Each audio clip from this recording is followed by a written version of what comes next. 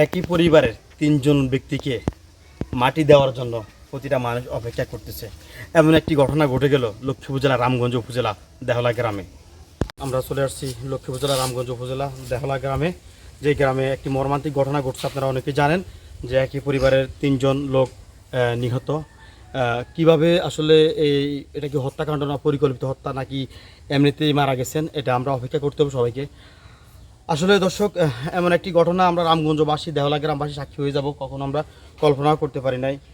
এই ঘটনা বর্ণনা দিতে গিয়ে আসলে অনেক কষ্ট হচ্ছে, কারণ একই সাথে তিনটা লাশ একই ঘরের, বাবা, স্ত্রী এবং সন্তানের। অথচ যে সন্তানকে চিকিৎসা করানোর জন্য বাবা ঢাকায় নিয়ে গেছে, যে সন্তানকে চিকিৎসা করবে, অথচ এখন এই যে সামনে বাবার কবর সহ সন্তান এবং মায়ের কবর অপেক্ষা করতেছে।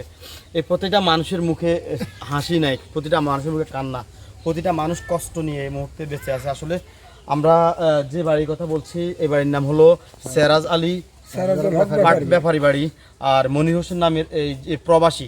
আসলে মূলত তিনি একজন প্রবাসী। তিনি 5 তারিখে হয়তো চলে যেতেন, হয়তো তার হয়াত এখান পর্যন্ত শেষ।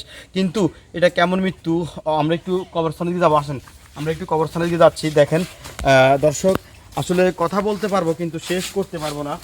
এক এক করে আমরা দেখাচ্ছি আপনাদেরকে বাড়ি, এলাকা, আঙ্গিনা, প্রতিটা মানুষের মুখেই দিচ্ছে এই মৃত্যুটা। যেন আসলে করুন একটা মৃত্যু, যে মৃত্যুর কথা আসলে বলতে পারবো, শেষ করতে পারবো না। এই যে এই সেই কবরস্থান, যেখানে এই তাদের শেষ সমাধির বা শেষ বিদায়ের জন্য এলাকা মানুষ প্রস্তুত হয়ে আছে। অথচ এই মনির হোসেনের কথা যখন আমরা এলাকায় জানতে চাইলাম, তেনার মতন মানুষ, অথচ ওনার থেকে নিয়ে অনেক ফ্যামিলির লেখাপড়া, চলাফেরা, খাওয়া দাওয়া হতে শুরু করে, বয়োবৃদ্ধ, মসজিদ, মাদ্রাসা হতে শুরু করে যে কোনো ধর্মের মানুষ আসলে তার কাছে সহযোগিতা পেত। কেন তার সাথে নির্মম এই ফরিয়া, কেন তার সাথে এই কাজটি করা হলো? আমরা জাতি হিসাবে গভর্নমেন্টের কাছে, প্রশাসনের কাছে অনুরোধ করব, এই মনির এটাকে হত্যাকাণ্ড নাকি এমনি হত্যা বা এমনি মারা গেছেন, আসলে এটা আমরা এখন পর্যন্ত বলতে পারবো না।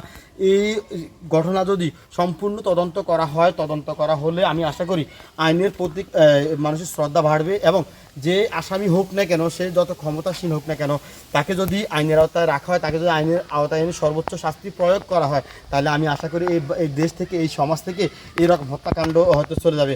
অনেকে হয়তো এই মুহূর্তে অনেককেই সন্দেহ করতেছেন, অনেকে দেখা যায় আশেপাশের লোককে সন্দেহ করবেন হয়তো, বা এমন একটা ঘটনা, যে ঘটনা হয়তো আপনি আমরা কেউ জানি না। তবে মনির হোসেন একটা কথা বলবো, যে কথাটা, মা হারিয়েছে তার সন্তান, আর তার আর 2টা সন্তান রয়েছে, যে 2টা সন্তান মা বাবা হারিয়েছে, তাদেরকে সান্ত্বনা দেবে এমন লোক নেই, এমন ভাষা নেই। কারণ যার চলে যায় সে বুঝে হয় বিচ্ছেদের কি যন্ত্রণা। এমন করুণ মৃত্যু, এমন করুণ ঘটনা আমরা আসলে কেউ কখনো দেখতে পাইনি। পুরো লক্ষ্মীপুর জেলার মানুষ সাক্ষী, দেহলা রামগঞ্জের মানুষ সাক্ষী হয়ে গেল এমন একটি মর্মান্তিক দুর্ঘটনা বা এমন একটি মর্মান্তিক মৃত্যুর খবর। যে ছেলেকে নিচে চিকিৎসা করিয়ে সুস্থ করবে, অথচ সেই বাবাই চলে গেল পরকালে। দর্শক, সবাইকে অনুরোধ করব ভিডিওগুলো শেয়ার করার জন্য। আমাদের কাজ হলো ভিডিও প্রচার করা, আপনাদের কাজ হলো শেয়ার করা। আইনের কাজ হলো আইনানুগ ব্যবস্থা নিয়ে আসামিদেরকে আইনের আওতায় নিয়ে আসা। দর্শক, এই একদিন আমরা সবাই চলে যাবো, কিন্তু তবে একটা কথা বলবো, এই মনির যে কাজগুলো করে গেছেন সমাজে, আসার পর আসলে এই মানুষ হিসেবে আমার কাছে খুবই ভালো লাগতেছে। কারণ এমন কোনো একজন লোক গতকালকে থেকে আমরা এখানে আসছি বলতে পারে না যে মনির বা খারাপ ছিল, বা মনিরের দ্বারা একটা লোকের ক্ষতি হয়েছে। মনিরের দ্বারা ছোট বড়, হিন্দু, বৌদ্ধ, খ্রিস্টান, মুসলমান হতে শুরু করে ধর্ম বর্ম নির্বিশেষে সবাই উপকার ছাড়া ক্ষতি হয় নাই। কিন্তু কারা মনিরের এই পরিবারের সাথে এই কাজগুলো করছে, তাদেরকে আইনের আওতায় নিয়ে আসার জন্য অনুরোধ করব। মনিরের বাবা বয়োবৃদ্ধ মানুষ, যে সন্তান বাবাকে মাটি দেওয়ার কথা, অথচ বাবা এখন সন্তানের লাশ কাঁধে কীভাবে নেবে? মনিরের 5 বছর, 8 বছরের সন্তান, 12 বছরের সন্তান, তাদেরকে আমরা কি বলে সান্ত্বনা দেব? কিন্তু যদি সান্ত্বনা না দিতে পারি, একটা কথা বলবো, যারা এই ঘাতক, যারা এইটার সাথে জড়িত আছেন, মাস্টার মাইন্ড হিসাবে যদি কাজ করে থাকেন, তাদেরকে আইনের আওতায় নিয়ে এসে এই সর্বোচ্চ শাস্তি প্রয়োগের মাধ্যমে রাষ্ট্রে এই আইনের বিচার প্রতিষ্ঠা করার জন্য গভর্নমেন্টের কাছে অনুরোধ করব।